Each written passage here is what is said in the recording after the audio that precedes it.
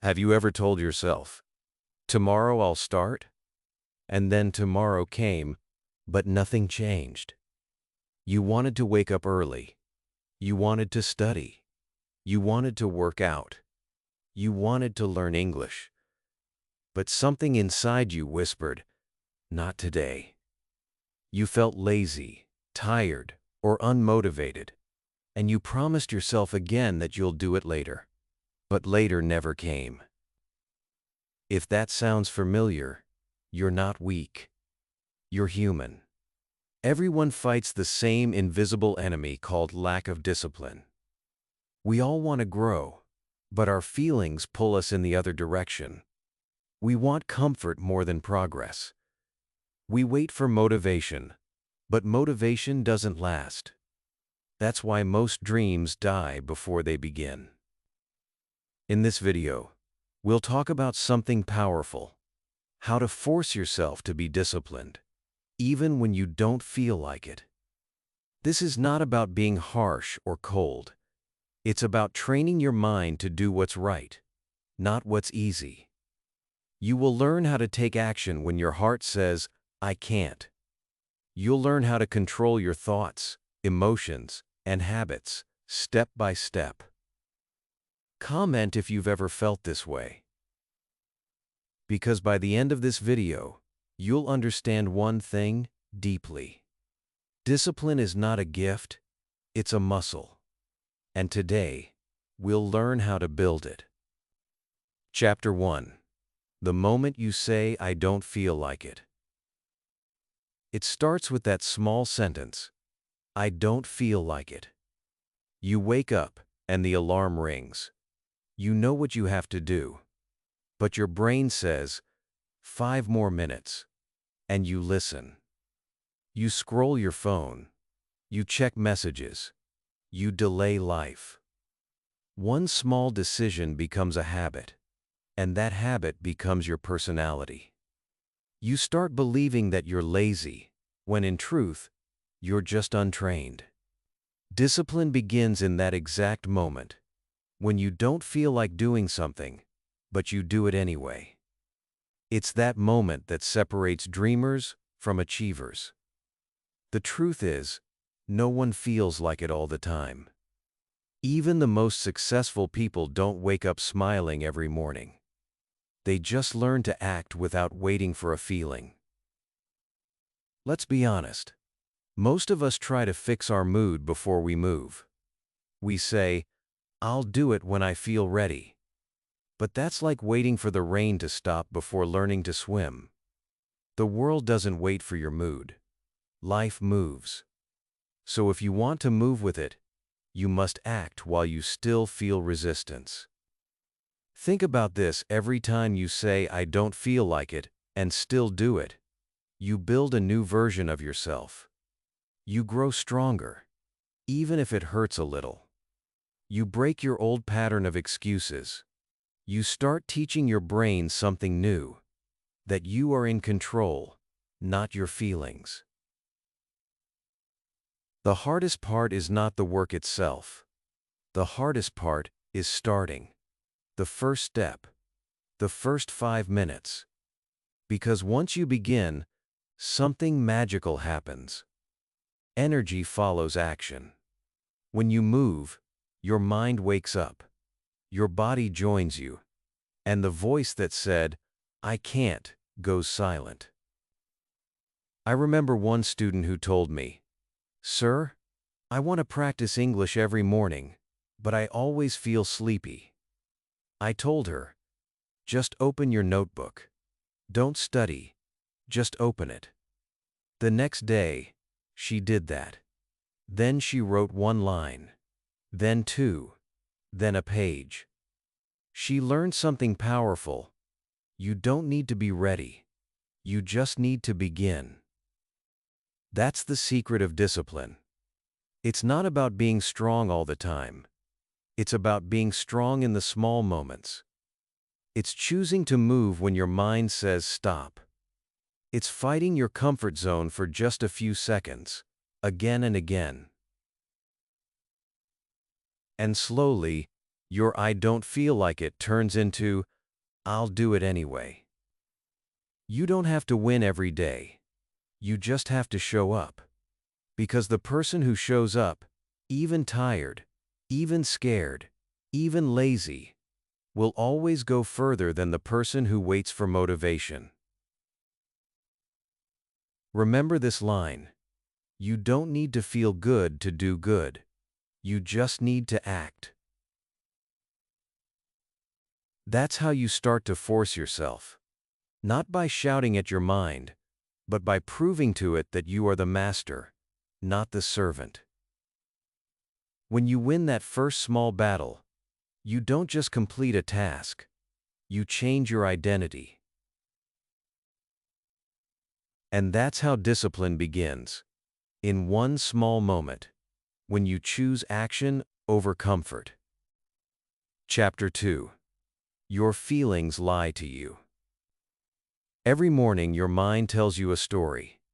You're tired. You worked hard yesterday. You deserve to rest. You can do it later.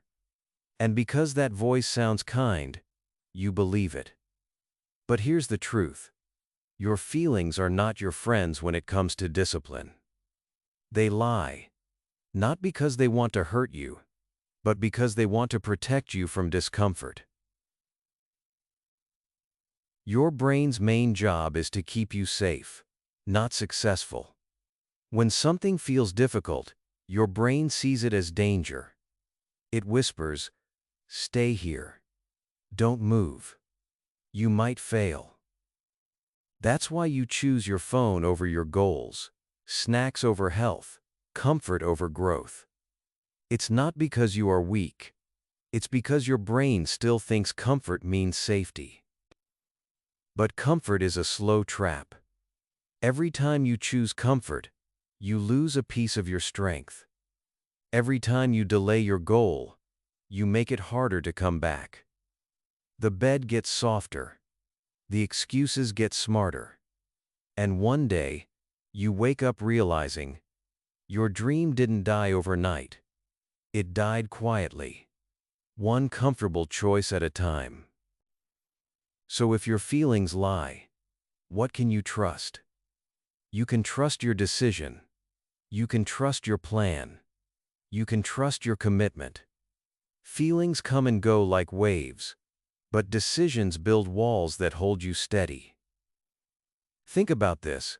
When you made a promise to yourself to improve your life, maybe to study English, to work on your body, to start a new habit, that was your true self speaking. But when you wake up and feel lazy, that's your temporary self speaking. You must choose who you listen to. Because every time you listen to your feelings, you kill the voice of your higher self. When you start forcing yourself to do the hard thing, something beautiful happens. The pain doesn't stay forever. You get used to it. You become stronger. You stop fearing small discomforts. You stop thinking too much. You start doing. And that doing becomes your new comfort zone. Let's say you decide to study English every morning for 10 minutes. On the first day, your mind says, "I'm tired." You study anyway. On the second day, "I don't have time." You do it anyway. On the third day, "I'm bored." You still show up. And suddenly, on the fifth or sixth day, your brain stops fighting you. It accepts the new reality. This is who I am now. That's the secret of discipline. Repetition without negotiation. You don't argue with your feelings. You don't explain. You just act. I remember a quote that changed me. Your feelings are guests. Don't let them make decisions in your house. You are the owner. Let them come and go, but never let them decide what you will do today. When you understand that, you gain real power. You stop saying, "I'll wait until I feel ready." You start saying, "I'll start now." And the feeling will come later. That's how strong people think. They know that emotions follow actions, not the other way around. Discipline is not about being hard on yourself. It's about being honest. It's looking in the mirror and saying, I don't feel like it. But I promised myself, and I keep my promises. That's when you become unstoppable. You stop being a slave to your moods. You stop depending on motivation. You stop waiting for someone to push you. You become your own force. And every time you act despite your feelings, you prove something powerful. You are stronger than your emotions. Because the truth is, your feelings can lie, but your actions never do. And that's where discipline truly begins. Chapter 3. The Power of Small Wins. People often think discipline means doing big, hard things every day. But that's not true. Discipline begins with something much smaller. A single action. A small promise. A quiet win. The big victories come later, but the small ones build the road to them. Think about it. You don't become strong by lifting heavy weights on the first day. You become strong by showing up to lift, even when it's light. You don't become fluent in English overnight. You become fluent by practicing a few minutes each day. Small wins may look tiny, but they carry big meaning. Each small win tells your brain, I did it. And every I did it creates confidence. Most people fail not because they can't do hard things, but because they never master the small things. They want to change everything in one day, and when they can't, they give up. But discipline grows like a plant. One drop of effort, one drop of patience, one small win at a time. Let's say you want to wake up early. Don't start by waking up 2 hours earlier. Start by waking up 10 minutes earlier. Do it for 3 days. Then 10 more minutes. Your brain will adapt. It will no longer see it as painful. And soon, you will wake up without force. Because your small wins rewired your mind. I remember once reading about a man who wanted to start running every morning. But he was lazy, just like many of us. So he made a rule. Every morning, I'll just wear my shoes. That's it. No running. Just shoes. For the first few days he really did only that. But then, something happened. One morning, after wearing his shoes he thought, I'm already ready. Why not run a little? Then he ran for 5 minutes. Then 10. A week later, he was running daily. His secret wasn't running, it was starting small. That's how small wins work. They break the wall between thinking and doing. They silence the excuses in your head. When something feels too big, your brain panics. But when it feels small, your brain relaxes and says, I can do that. So if you want to build discipline, stop focusing on perfection. Focus on progress. Don't say, I'll read for 2 hours. Say, I'll read for 5 minutes. Don't say, I'll speak English all day. Say, I'll speak for 1 minute. Because 1 minute done is better than 1 hour planned. Each small action adds to your strength. And when you add them daily, they grow into habits. Habits grow into routines. Routines become identity. And identity, that's where true discipline lives. There's something beautiful about small wins. They teach you humility. They remind you that every step matters. They make you patient. They show you that success is not about speed, but about direction. I once heard someone say, discipline is built in the silence of small choices. That's true. No one claps when you resist the urge to scroll your phone. No one celebrates when you study for 10 minutes. But those are the moments that build the life you want. When you start respecting small wins, life changes. You start trusting yourself. You start feeling capable.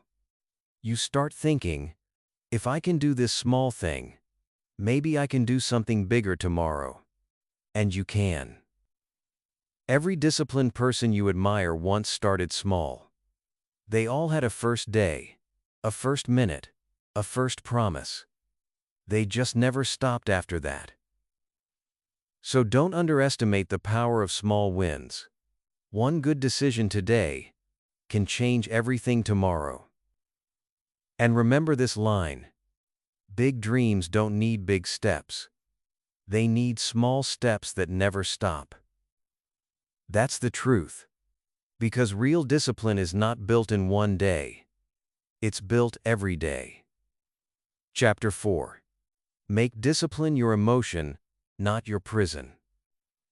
Many people think discipline means living a hard life, like punishing yourself, saying no to everything fun, or forcing yourself to suffer.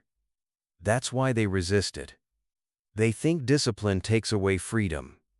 But the truth is the opposite. Real discipline gives you freedom. It's not a prison, it's power. When you have discipline, you don't need to fight with yourself every morning. You don't waste energy deciding what to do. You already know. Your body moves, your mind follows, and you feel proud. But when you have no discipline, every day feels like war. You wake up and argue with yourself. Should I do it? Maybe later. I'm too tired.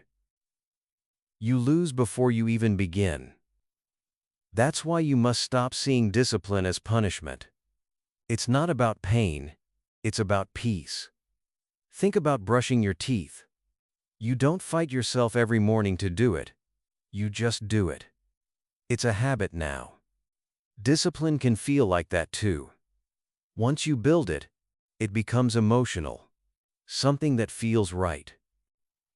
Let's imagine your goal is to learn English. At first, studying feels heavy. You have to remind yourself again and again. But when you do it every day, it becomes part of who you are. It's no longer I have to study. It becomes I like studying. That's when discipline stops being a rule and starts being your rhythm. Here's something powerful: your brain loves patterns. If you repeat an action often enough, your brain stops asking why and just says, this is what we do. The same way you reach for your phone without thinking, you can train your mind to reach for good habits too. Discipline turns into emotion when it's connected to something you love. If you only focus on the task, I must study, I must wake up early, your brain feels pressure. But if you connect it to a deeper reason, I want to grow, I want to be proud, I want a better life, then discipline starts to feel beautiful. I remember a student who used to hate waking up early. She said, I feel like I'm forcing myself too much. I told her, then stop forcing your body. Start inspiring your mind. The next morning, she didn't wake up for English, she woke up for her dream. And suddenly, she didn't feel tired anymore. When you find meaning, discipline feels lighter. You don't need to push yourself. Your purpose pulls you. But here's the trick. You must still act before you feel inspired. Don't wait for the emotion. Create it through action. When you repeat a habit long enough, your heart begins to like it. What was once hard becomes natural. What was once discipline becomes joy. You may think, that sounds too good to be true, but it's real. Think about fitness. At first, it hurts. Then, one day, the same pain feels like power. Or think about learning a language. At first, it's confusing. Then one day, the same sentences sound like music. That's what happens when discipline becomes emotion. So don't call it forcing yourself. Call it training yourself to love what helps you grow. Every time you choose discipline, you are choosing the future version of you. You are saying yes to your dreams and no to your limits. Remember this line: discipline is not the enemy of happiness. It's the doorway to it. When you realize that, you stop feeling trapped. You stop feeling controlled. You start feeling proud, peaceful, and alive. Because true freedom is not doing whatever you want. It's doing what's right, even when it's hard, and still feeling good inside. That's when discipline becomes your emotion, your energy, and your way of life. Chapter 5. Motivation fails. Systems don't. Motivation is like the weather. It changes every day. Some mornings, you wake up with fire in your heart. Other days, you just want to hide under your blanket. That's why people who depend on motivation fail again and again. They wait for that perfect mood, that strong push, that burst of inspiration. But the truth is, it doesn't last. Motivation is a visitor. Discipline is the owner. If you want to be truly disciplined, you can't depend on feelings. You need systems. A system is a plan that works even when you don't feel like it. It's like brushing your teeth. You don't think about it. You just do it. Systems save you from your emotions. For example, if your goal is to study English every morning, motivation says, "I'll study when I feel ready." But a system says, "At 7 a.m., I sit with my notebook, no matter how I feel." Motivation waits for the mood. Systems don't. They act first. Here's the magic. When you have a system, your brain relaxes. It no longer fights every day's decision. You stop wasting energy asking, "Should I do it today?" You just follow the plan. And that plan creates freedom. Because once you start, you always feel better afterward. Think about successful people. They don't wake up every day excited. They wake up with structure. They have routines, habits, reminders, and rituals. These are systems, invisible machines that keep them moving even when their heart says stop. Let's say you want to walk every evening. If you wait for motivation, you'll skip half the week. But if your shoes are always near the door, your playlist ready, and your phone alarm rings at 6 p.m., you've already built a system that leads you forward. You've made it easier to start than to avoid. That's what systems do. They make the good thing automatic and the bad thing difficult. I once met a man who lost 40 kilos not by big motivation, but by tiny systems. He stopped buying junk food. He put a water bottle beside his bed. He ate at fixed times. He didn't try to be disciplined. He designed his environment to make discipline easy. The same works for English learning. You can tell yourself, "I'll study when I have time," but that never works. Or you can build a system, 10 minutes after breakfast, every day. Notebook on the same table. Same cup of tea. Same background music. You're not chasing feelings anymore. You're building a rhythm. Systems also protect you from guilt. When you miss one day, your system helps you return. You don't say, "I failed." You say, "Let's restart." Because your plan is still there, waiting for you. Here's the truth. Motivation starts the engine, but systems drive the car. If you keep depending on motivation, you'll move like a roller coaster, up, down, up, down. But if you build systems, you'll move like a train. Slow at first, then unstoppable. So ask yourself today, do I have a system, or am I waiting for motivation? Because motivation fades, systems stay. And discipline is nothing more than a strong system you follow, even when no one is watching. Remember this line: motivation brings you to the door. Systems keep you inside. When you live by systems, you don't just act, you transform. You become reliable. You become strong. You become someone your past self dreamed of being. And that's how you force yourself, not by emotion, but by structure. Chapter 6. The pain of regret is worse than the pain of discipline. There are two kinds of pain in life: the pain of discipline and the pain of regret. One is temporary, the other lasts forever. One makes you strong, the other breaks you slowly. The pain of discipline is simple. It's the tired eyes from waking up early. It's the effort to focus when you'd rather relax. It's the little sacrifices you make each day. It hurts, but only for a short time. Then comes pride, peace, and progress. But the pain of regret, that one stays. It whispers in your ear at night, saying, "You could have done better.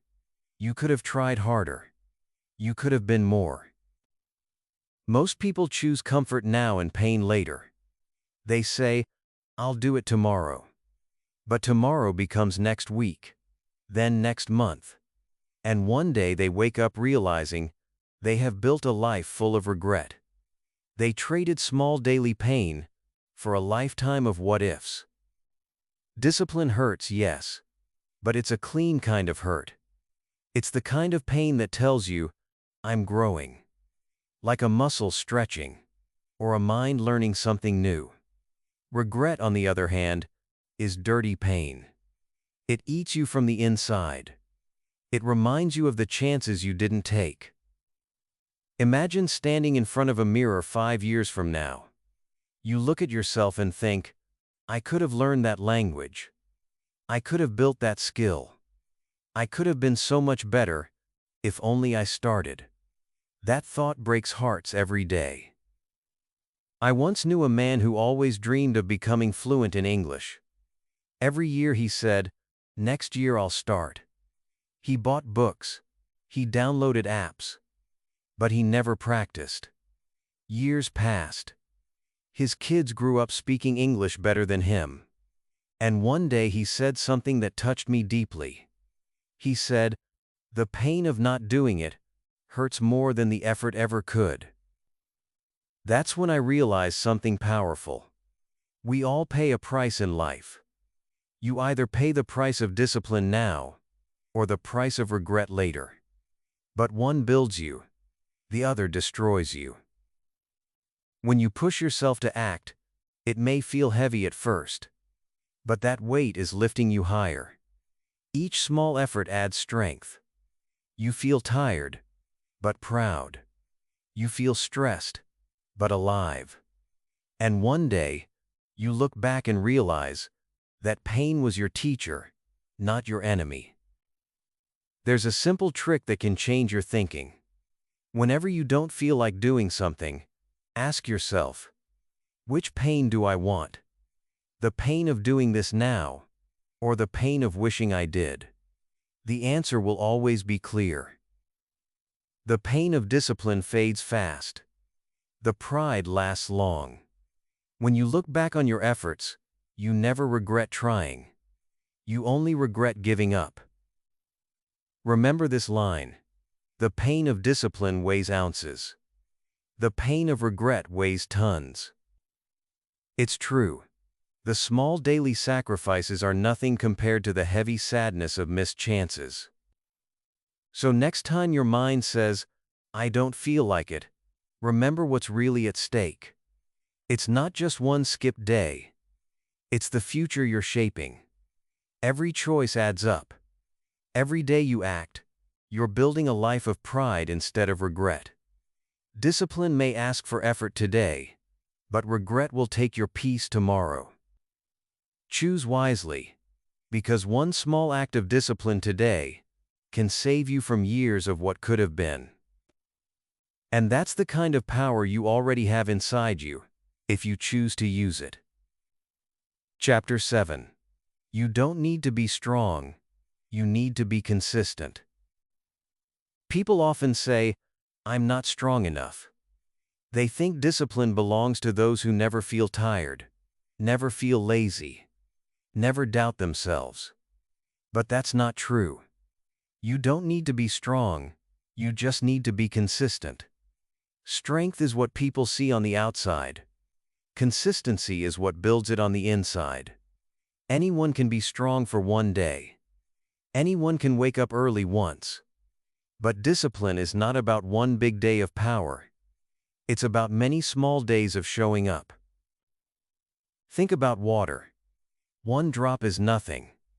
But if it falls again and again on a rock, even the rock changes shape. That's consistency. Quiet, patient, unstoppable. You may not see results after one day. You may not feel proud after 1 week. But if you stay consistent, life has to reward you. The secret is not to do more. It's to do something every day, even when you don't feel like it. Especially when you don't feel like it. Because each time you show up, you're telling your brain, "This is who I am." I remember a student who told me, "Sir, I study English every day, but only for 10 minutes. I feel like it's not enough." I smiled and said, 10 minutes every day is stronger than 2 hours once a week.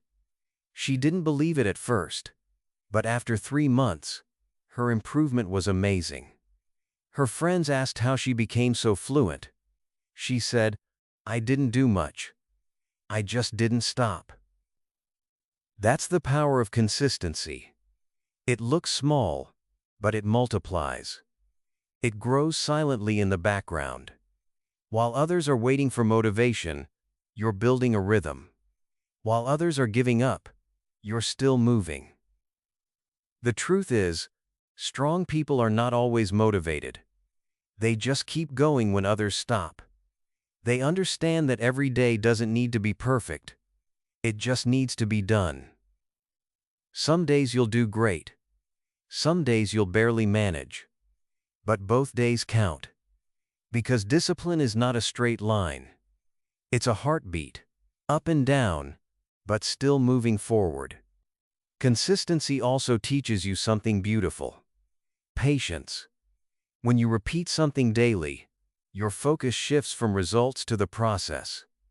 You stop chasing perfection and start enjoying the journey. Remember this: small effort, time, big change. But most people fail because they remove time from the equation. They want everything now. They want fast success. But that's not how discipline works. It's like growing a plant. You water it daily, not once. So stop waiting to feel strong. Start building small routines. Tell yourself, "I don't need to be perfect today. I just need to show up." Because showing up is winning half the battle.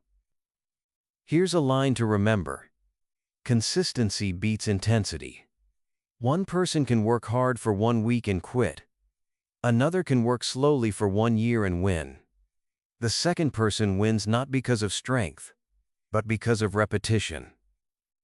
If you miss a day, don't start from zero. Continue. The magic is not in never falling, but in never stopping. So if you want to force yourself to be disciplined, stop asking, "How can I be stronger?" Ask instead, "How can I be more consistent?" Because discipline is not built in your muscles. It's built in your calendar.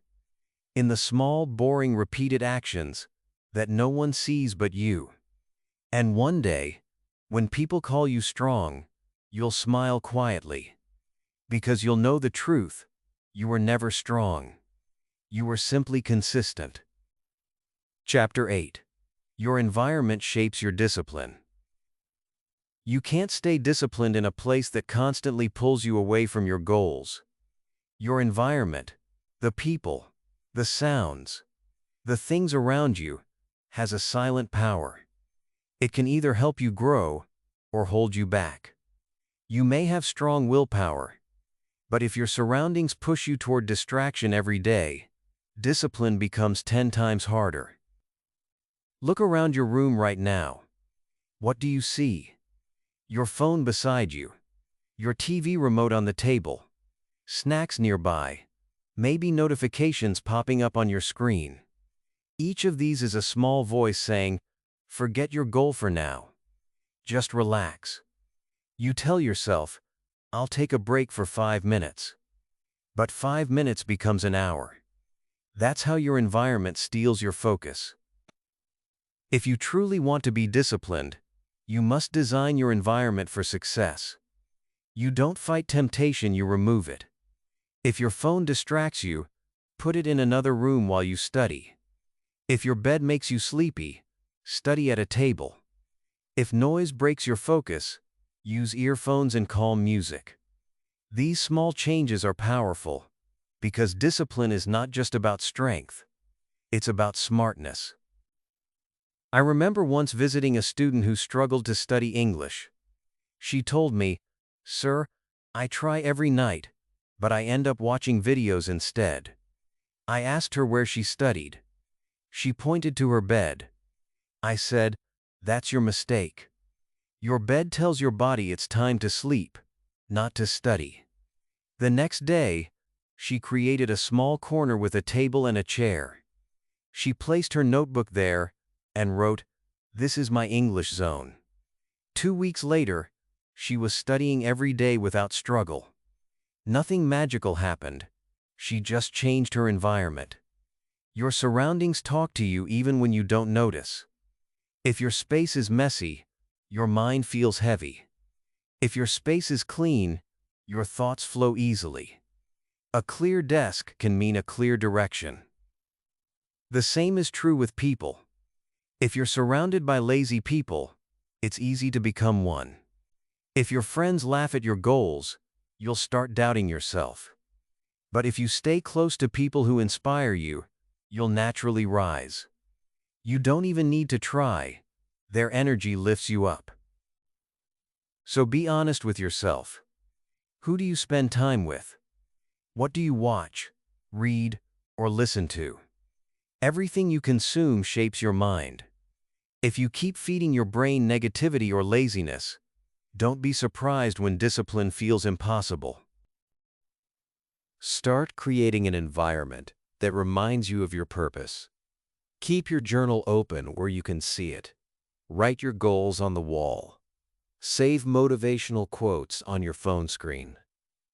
Let your world push you toward action, not escape. Here's something powerful to remember. Don't rely on willpower. Design your surroundings. When your environment supports your goals, you don't need to force yourself every day. Your space itself becomes your coach. It's like planting a seed. You can't grow it on a rock. You must give it soil, sunlight, and care. You are the same. You can't grow discipline in a place full of distractions. You must build a space that feeds your focus and blocks your excuses. When your environment matches your purpose, everything feels easier. You don't need to fight your surroundings. They start working for you. So take a moment today. Look around your space. Ask yourself, does this place make me stronger or weaker? Then make small changes, one corner, one rule, one routine. Because sometimes, forcing yourself to be disciplined isn't about fighting harder. It's about building a world where discipline feels natural. And when your environment and your goals become one, you'll realize something powerful. You don't need to escape your world to grow. You just need to shape it. Chapter 9.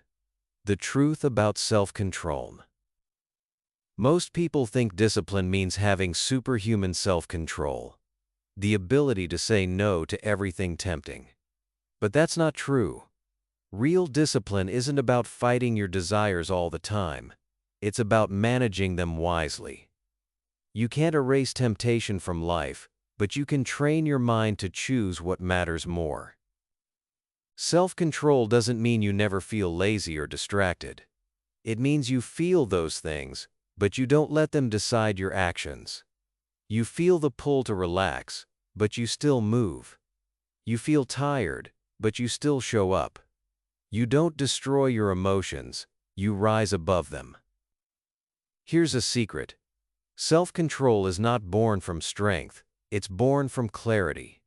When you know why you're doing something, saying no becomes easier.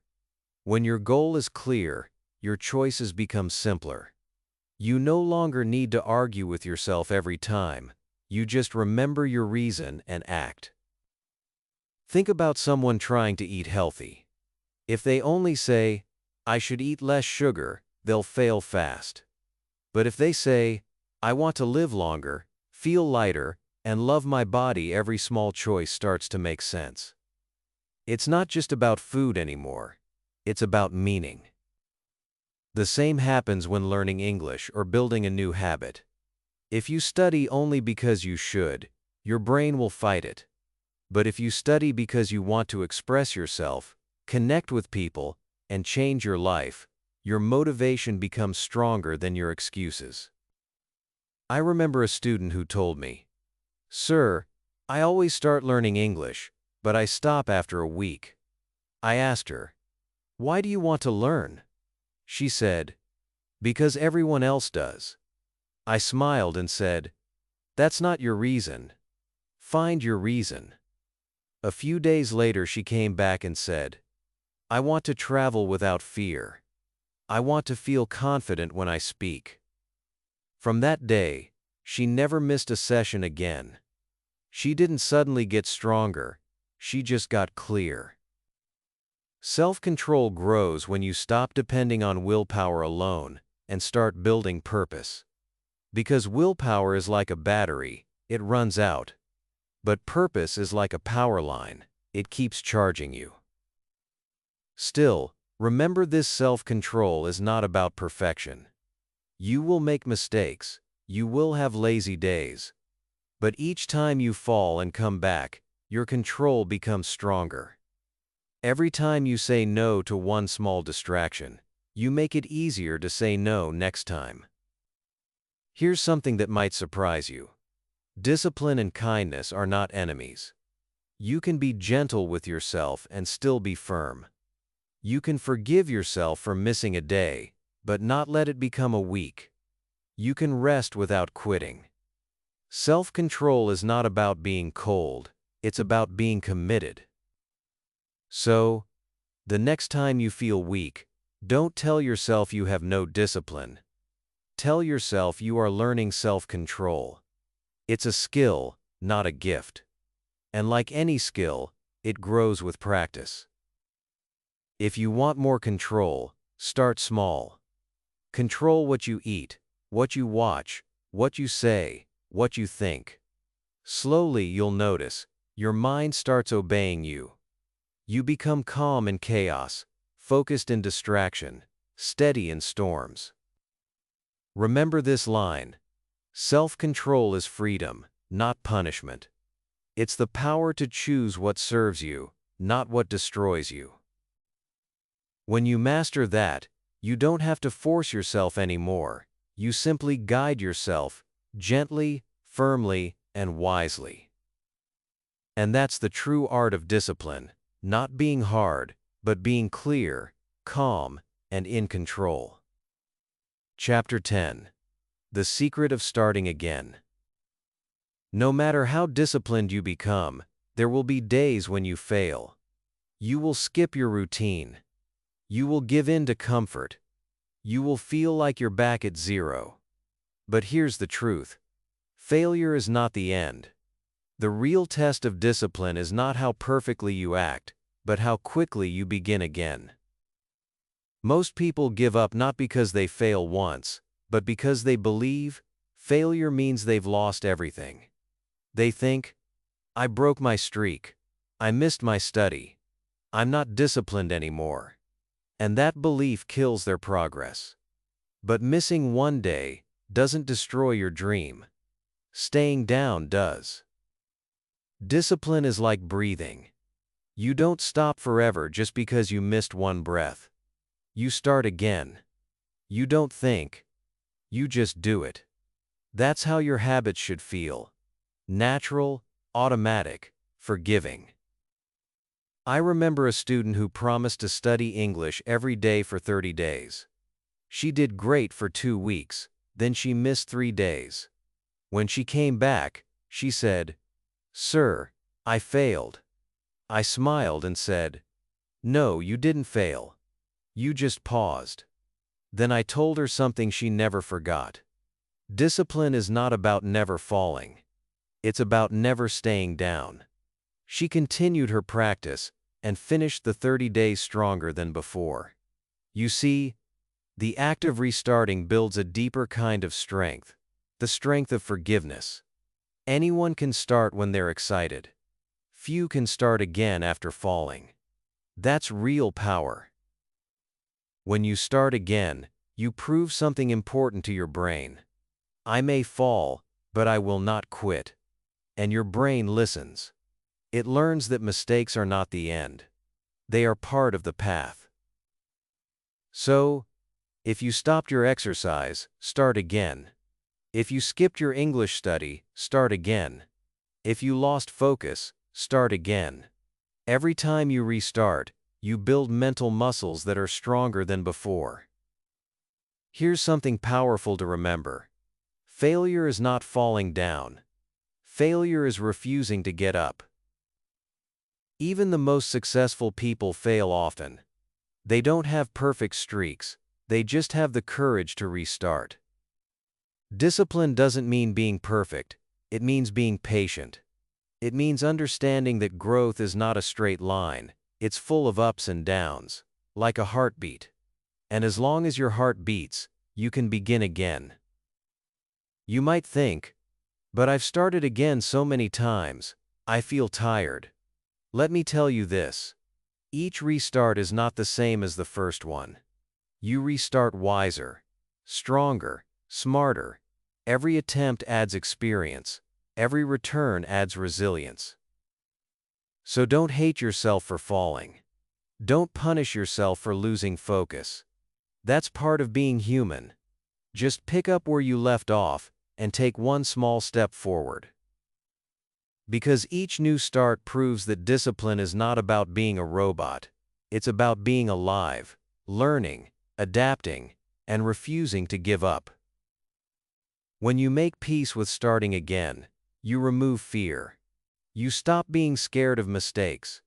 You start moving freely, knowing that you can always return. That freedom itself makes you more disciplined.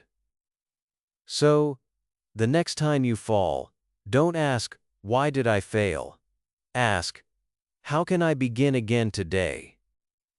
Because the secret is not in never stopping. The secret is in never quitting. And every restart writes a new line in your story. A story that says, "I kept going, no matter what." Chapter 11. Discipline begins with self-respect. Most people think discipline comes from strictness. But the truth is, it begins with respect. Not fear, not guilt, not punishment, but love and respect for yourself. When you respect your own time, your own dreams, your own word, you naturally become disciplined. Think about it. If you make a promise to someone you love, you try your best to keep it. But when you make a promise to yourself, how often do you break it? You say, "I'll wake up early," and you don't. You say, "I'll study today," and you skip it. Slowly, your brain starts to believe your own words mean nothing. And that's when discipline dies, not because you're weak, but because you stop trusting yourself. Discipline is not just doing hard things. It's keeping your word, especially to yourself. Every time you keep a promise, even a small one, you rebuild that trust. You tell yourself, "I can depend on me." And that's where real confidence begins. When you respect yourself, you don't wait for others to push you. You don't need someone to remind you. You act because you value your own growth. You don't do things to impress others, you do them to honor your own potential. I remember one of my students, a quiet young man who always said, "I can't stay consistent." I asked him, "Do you keep your promises to others?" He said yes.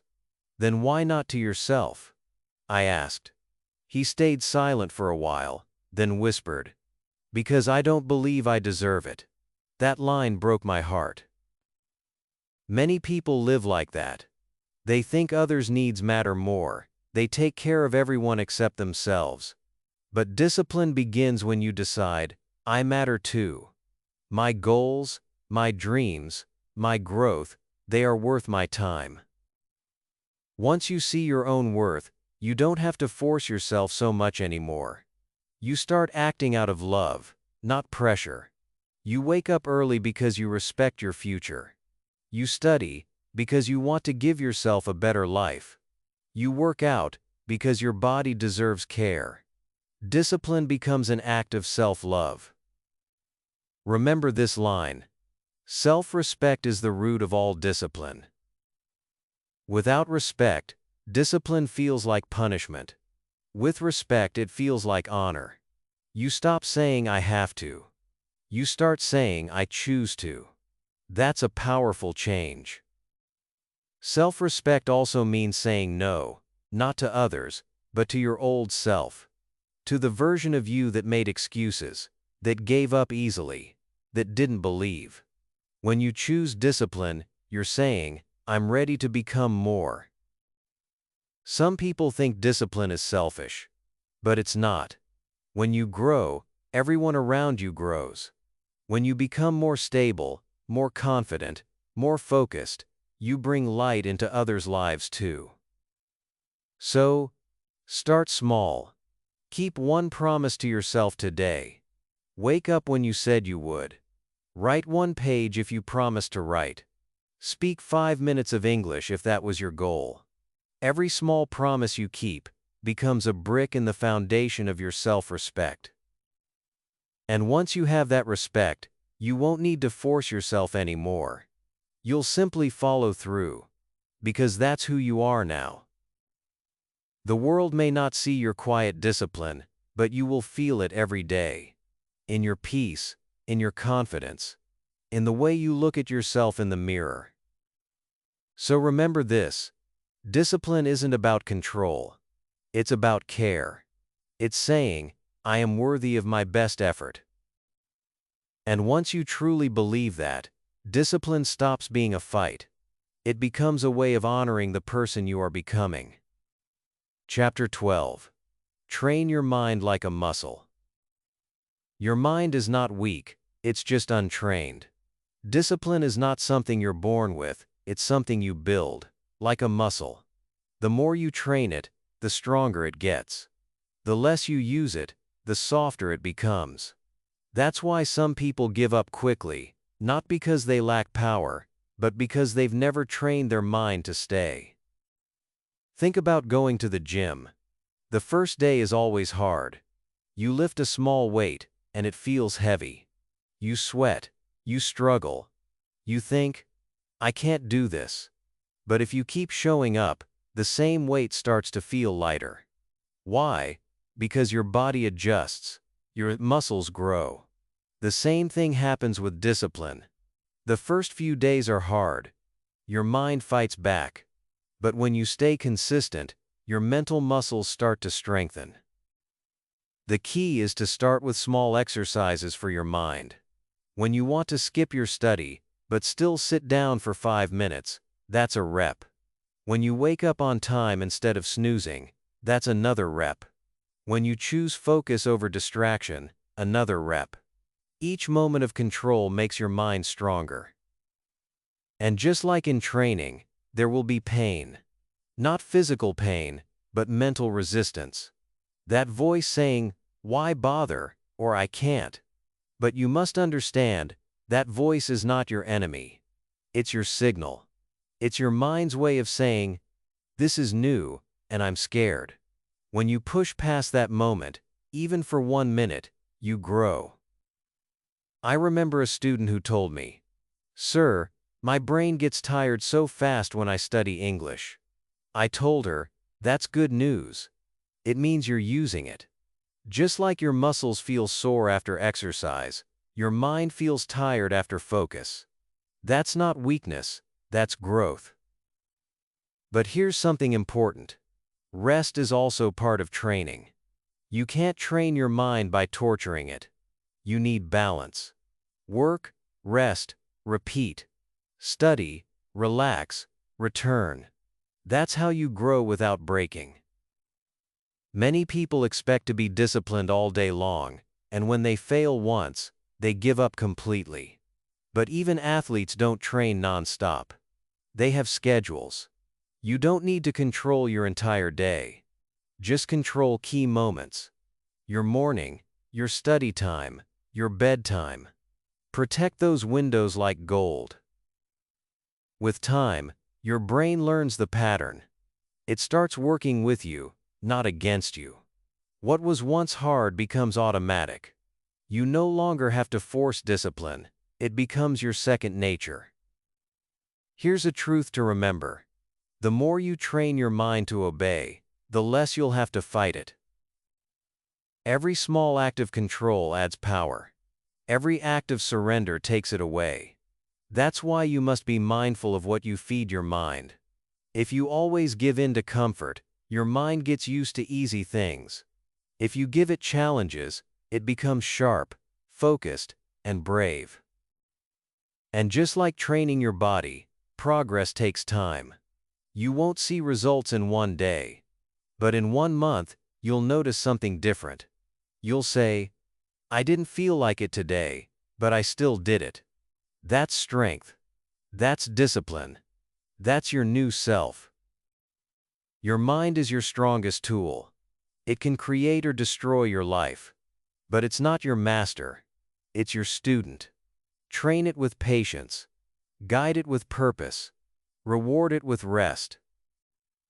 Because once your mind learns to listen to you, nothing in the world can stop you. You'll wake up and move even without motivation. You'll stay calm under stress. You'll keep your focus when others quit. That's the power of a trained mind. Quiet, strong, unstoppable. So, don't just wish for discipline. Build it, one rep, one choice, one day at a time. And one day, you'll look back and smile, realizing that you didn't just train your mind, you transformed your life. Chapter 13. Delay pleasure, gain power. One of the hardest lessons in life is learning to wait. To delay pleasure for something greater later. But that's the heart of discipline. Every strong person, every achiever, every master of self-control has learned this. You can't have everything now and still have everything later. You must choose. We live in a world that teaches the opposite. Fast food, fast results, fast entertainment. You press one button and you feel good. You scroll 1 minute and forget your pain. You click one video and your brain feels rewarded. But that comfort is fake. It gives you pleasure now and emptiness later. Discipline gives you discomfort now and satisfaction later. Which one lasts longer? When you learn to delay pleasure, you take control of your life. You stop being a puppet of your feelings. You tell your mind, "I know you want this now, but I want something better later." That one sentence is the birth of power. Think about a child. If you give a child candy every time they cry, they'll never learn patience. But if you teach them to wait, to finish their work first, they grow stronger. Your brain is the same. It needs to learn that pleasure is a reward, not a right. I remember a student who told me, "Sir, I can't focus on English. My phone always wins." I told her, "Then make a deal with yourself. Study for 20 minutes, then check your phone for 5. At first it felt hard, but soon, she discovered something amazing. The more she delayed checking her phone, the more powerful she felt. That small delay trained her brain to serve her, not control her. Discipline is about building this power. The power to pause. When you pause, you give your thinking mind time to speak before your impulses take over. You create space between "I want" and "I choose." In that space, your future is built. Every time you delay pleasure, your confidence grows. Every time you give in, your control weakens. But the good news is, you can train this like a muscle. Start small. Delay small pleasures. Wait 5 more minutes before you scroll. Wait 10 minutes before eating junk food. Wait before replying out of anger. With time, that pause becomes natural. Here's something powerful to remember. If you can control what feels good now, you can create what feels great later. The greatest people in history, writers, athletes, inventors, thinkers, all practiced delayed pleasure. They gave up comfort for a while to build something lasting. They suffered now so they could smile forever. You see, instant pleasure gives you happiness from outside, but delayed pleasure gives you happiness from inside. It builds pride, self-trust, and peace, things no screen or snack can ever give. This doesn't mean you should never enjoy life. It means you enjoy it with awareness. You don't let pleasure control your purpose. You let purpose control your pleasure. You learn to say, "Not now, later." And when later comes, you enjoy it fully. Without guilt, because you've earned it. Imagine this. You're studying English, and your friends are watching a movie. You feel left out, but you keep studying. Weeks later, you speak English confidently, and those same friends say, "Wow, you've changed." That moment is your real pleasure. Deeper, stronger, earned. Discipline is not about saying no to joy. It's about saying yes to the right joy. It's about choosing the mountain view instead of the candy on the way. So next time you're tempted by something easy, pause and ask yourself, will this give me peace later, or only pleasure now? Because real winners are not the ones who always feel good. They're the ones who wait for something worth feeling good about. Remember this line: easy now, hard later. Hard now, easy later. That's the law of life. And the more you live by it, the freer you become. Because every time you delay pleasure, you don't lose, you gain power. Chapter 14. Build habits that run on autopilot. Imagine if discipline didn't feel like a battle every day. Imagine if doing the right thing was as easy as brushing your teeth or tying your shoes. That's not a dream. That's what happens when you build habits that run on autopilot. A habit is something you do so often that your brain stops asking for permission. It just happens. That's why habits are stronger than motivation. Motivation fades, but habits stay. Once something becomes a habit, it doesn't depend on willpower anymore. It depends on memory. The secret is to make your habits simple, clear, and easy to repeat. Don't try to change your whole life in 1 week. Choose one habit. Attach it to something you already do. For example, if you drink tea every morning, use that moment to study English for 5 minutes. If you go to bed at night, take 2 minutes to write your goals for tomorrow. You're not creating extra pressure, you're adding purpose to your routine. I remember a student who used to complain, "Sir, I always forget to study." I told her, don't add studying as a big task. Add it as a tiny habit. Do it right after brushing your teeth. She tried it. Within a month, she didn't have to remind herself anymore. It became automatic. That's how habits work. The first few days feel forced. But after a while, your brain starts linking actions together. When you do one, the other follows naturally. And once it's automatic, you no longer have to push yourself, you just do. But here's the key. Don't focus on intensity, focus on consistency. It's better to study 5 minutes every day than an hour once a week. Your brain loves repetition. The more you repeat something, the less energy it takes. And the less energy it takes, the easier it becomes. That's why people who seem very disciplined aren't actually fighting with themselves all the time. They've just built systems that carry them forward. Their discipline lives inside their habits. Think of it like programming your brain. At first, you have to type every command manually. But once you create the program, it runs by itself. That's what daily discipline is. A set of programs that help you act without thinking too much. Here's something to remember. The goal is not to be disciplined forever. It's to make discipline automatic. Habits also protect you from emotions. You don't need to feel motivated. You just follow the pattern. You don't decide each day whether to do it. You already decided long ago. Every morning, you simply press play on your routine. But to make a habit stick, you must remove friction. Make it easy to start. Keep your notebook on the table, not hidden in a drawer. Prepare your clothes the night before if you plan to work out. These tiny changes tell your brain, this is important. And reward yourself after finishing. Not with distractions, but with pride. Say to yourself, I did it.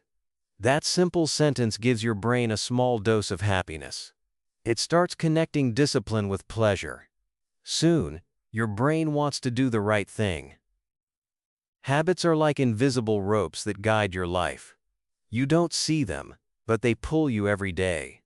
Bad habits pull you down quietly. Good habits lift you up slowly. Both are powerful.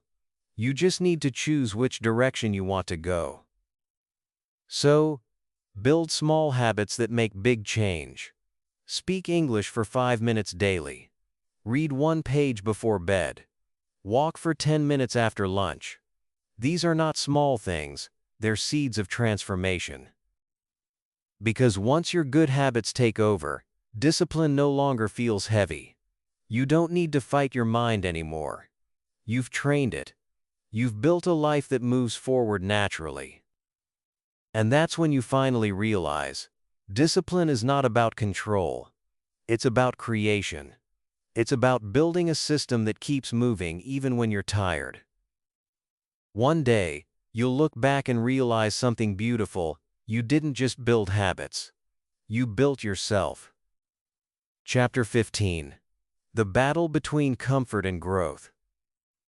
Every day, you stand at a crossroads.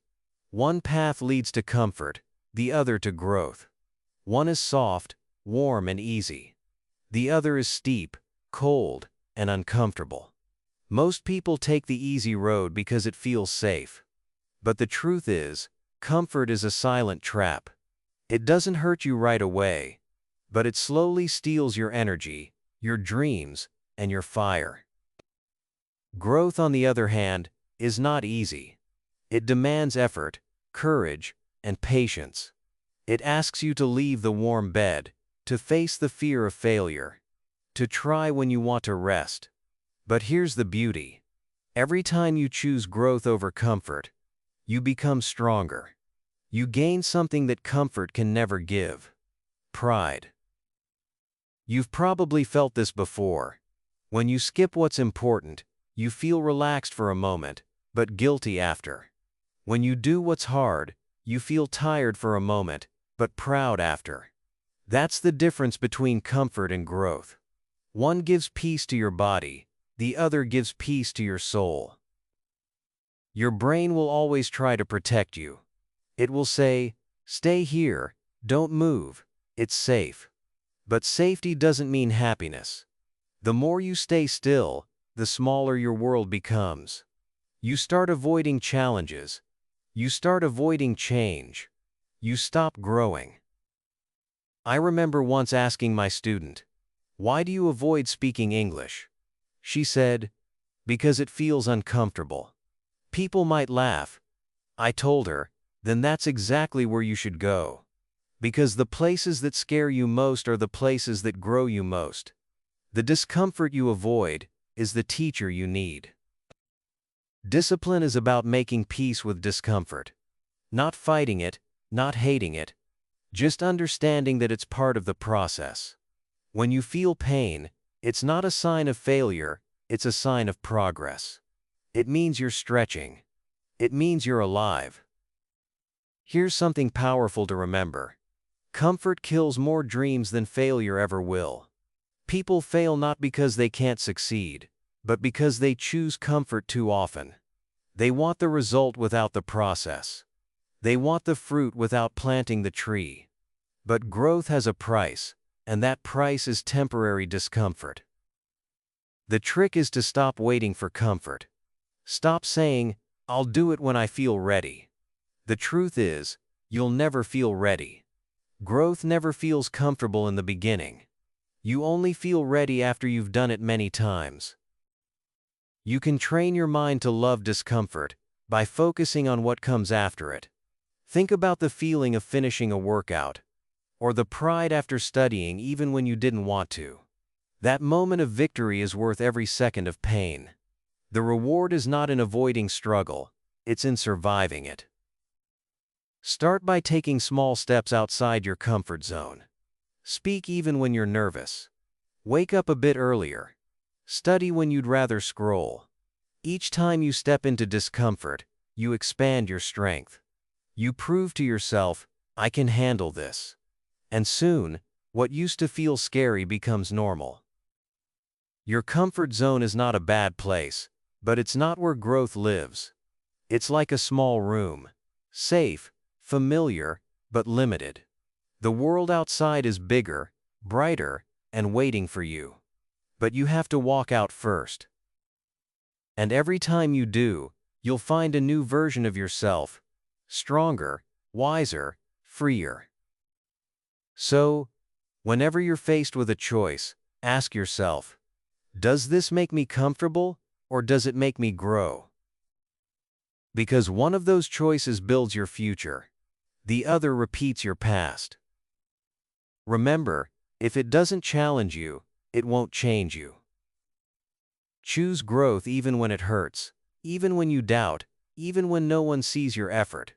Because one day, you'll look back and realize that every uncomfortable moment was building the life you always wanted. Chapter 16. Discipline is love in action. At the end of it all, discipline is not about control. It's not about pain. It's not about being hard on yourself.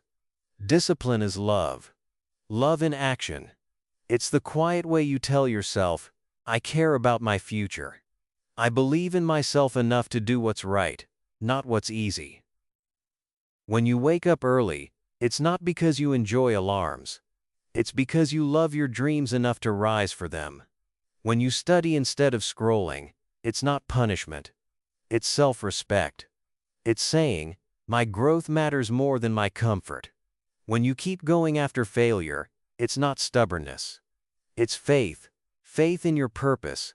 Faith in who you are becoming. People often say, discipline is hard. Yes, it is, but so is regret. The difference is, discipline builds you, regret breaks you. Discipline hurts in the moment, but regret hurts forever. And the moment you choose discipline, you choose peace over pain.